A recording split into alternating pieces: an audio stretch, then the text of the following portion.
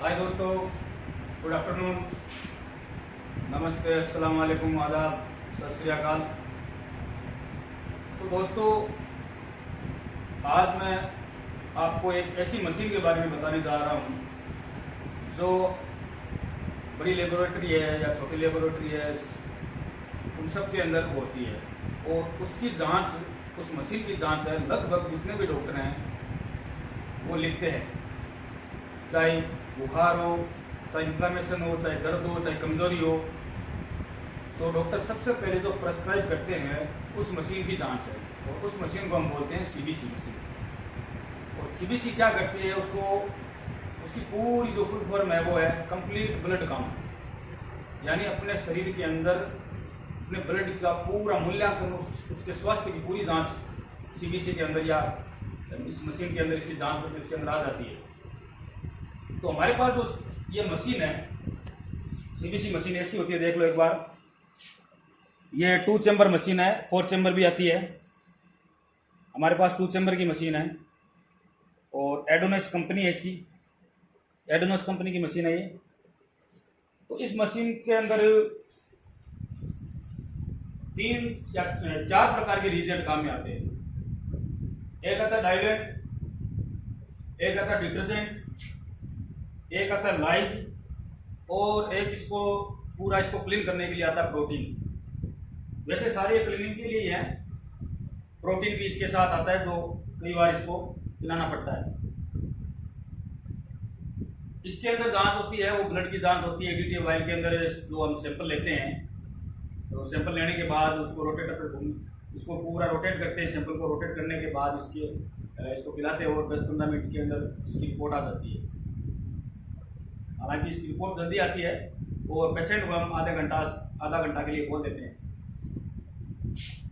तो मशीन के अंदर जो मेन चीज जुड़ी है, जैसे डायनेट ये जुड़ा हुआ है, तो डायनेट अगर इसका एक्सपायर हो गया तो ये इसकी पूरी वैल्यू है वो सही नहीं आएगी। डिटर्जेंट अगर खत्म हो गया या एक्सपायर हो गया तो वैल्यू से नहीं आएगी। लाइट खत्म हो गया या प्रोटीन हमारे पास नहीं, हमने नहीं पिलाया, तो भी आरबीसी है, डब्ल्यूबीसी है, प्लेटलेट्स है, एचबी है, वो सारे उनकी सारी की वैल्यू है वो सही नहीं आएगी। तो इन सब चीज़ों को एक्यूरेट रखना पड़ता है। और मशीन का रख रखाव ये है कि इसको एकदम समानांतर जो स्लेब है उसके ऊपर रखना होता है और उस स्लेब के अंदर किसी भी प्रकार का वाइब्रेशन नहीं होना चाहिए। और कनेक्टिंग इसकी यूपीएस से करते हैं ताकि डायरेक्ट अगर लाइट आए तो इसके ऊपर इतना जोर ना पड़े। वो पहले लाइट यूपीएस के अंदर आई, यूपीएस से फिर डायरेक्ट लाइट इसके अंदर मशीन के अंदर आए, ताकि मशीन के अंदर कोई भी प्रकार का फॉल्ट ना हो। और प्रॉपर इसको अर्थ के अंदर रखते हैं, यानी अर्थ हमारे पास होना चाहिए। तो ये सारी चीज है वो इस मशीन की है। और मशीन के जो एक्सट्रैक्ट पार्ट है, जो मशीन के अंदर ब्लड इसको जो सक करवाते हैं, जो पिलाते हैं ब्लड, तो वो सारे ये जो डिटर्जेंट वगैरह जो डायलेंट है बाहर कैसे निकलता है। बाहर निकलने के लिए हमारे पास इस मशीन के पीछे से एक पाइप लगी होती है तो एक्सट्रैक्ट के रूप में इसको बाहर निकालती है और सारा का सारा जो एक्सट्रैक्ट है इस पोर्ट के अंदर बाहर आ जाता है। ये पोर्ट हमारे पास है। तो ये है सीबीसी मशीन। जो बच्चे अभी ट्रेनिंग कर रहे हैं, पढ़ाई कर रहे हैं और सीबीसी मशीन के बारे में अगर उनको पूछा जाए तो ये सारी चीज़ें वो बता सकते हैं और उनके आगे भी पढ़ने के लिए और प्रैक्टिकल के लिए उनके बहुत ज़्यादा काम आएगी।